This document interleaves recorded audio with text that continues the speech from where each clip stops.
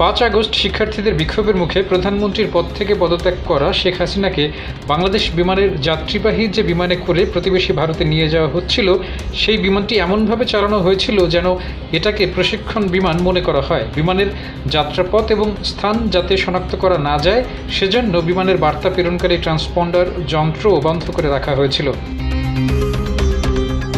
ট্রান্সপন্ডারের সঙ্গে বিমানের আরও কয়েকটি ব্যবস্থা বন্ধ করে রাখা হয়, যার মধ্যে ছিল বিমানটির হেডিং বা বিমানের সামনের অংশের গতিমুখ। এছাড়া বিমানটির উচ্চতা, গতি এবং অবস্থান শনাক্তকারী স্বয়ংক্রিয় জিও লোকেটার ব্যবস্থা বন্ধ করে রাখা হয়।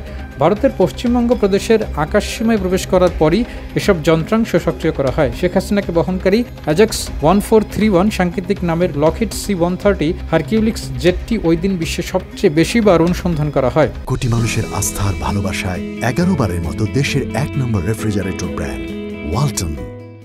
বাংলাদেশের গণমাধ্যম সম্প্রতি বিমান নিয়ন্ত্রণকারী এয়ার ট্রাফিক কন্ট্রোল থেকে বিমানটির গতিপথ নিয়ন্ত্রণ সংক্রান্ত স্ট্রিপ কার্ড সংগ্রহ করেছে।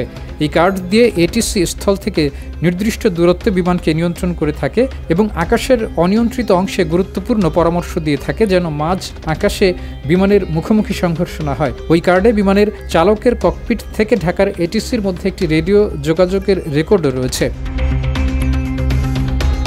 ফ্লাইটের পরিচালনার তথ্য বলছে, ঢাকার হজরত শাহজালাল বিমানবন্দরের পশ্চিমে অবস্থিত বঙ্গবন্ধু বিমান ঘাঁটি থেকে শেখ হাসিনাকে নিয়ে বিমানটি রওনা হয় বিকাল 3:09। শনাক্তকরণ যন্ত্র চালু করার পর বিমানটি রাডারের অধীনে আসে। প্রথমে এটি যাচ্ছিল কলকাতার দিকে, পরে দিক পরিবর্তন করে ভারতের রাজধানীর 30 কিলোমিটার দূরের গাজিয়াবাদে অবস্থিত হিন্দন বিমান ঘাঁটির দিকে রওনা হয়। বিমান বিশেষজ্ঞরা জানিয়েছেন, বাংলাদেশের আকাশসীমায় কম অবস্থান করতেই শুরুতে কলকাতার দিকে রওনা হয়ে পরে দিল্লির দিকে দিক পরিবর্তন করে বিমানটি। শেখ হাসিনার বিমানটি উড্ডয়নের 30 মিনিট আগে হাজার হাজার বিক্ষোভকারী শেখ হাসিনার তৎকালীন সরকারি বাসভবন গণভবনের দখল নেয়। সেনাপ্রধান ওয়াকারুজ্জামানের শেখ হাসিনার পদত্যাগের বিষয়টি নিয়ে দুপুর 2টার দিকে জাতির উদ্দেশ্যে ভাষণ দেওয়ার কথা থাকলেও পরে সময় পরিবর্তন করে 3টা করা হয়। পরে আরও 1 ঘন্টা পিছিয়ে বিকাল 4টায় সেনাপ্রধান গণমাধ্যমের সামনে আসেন।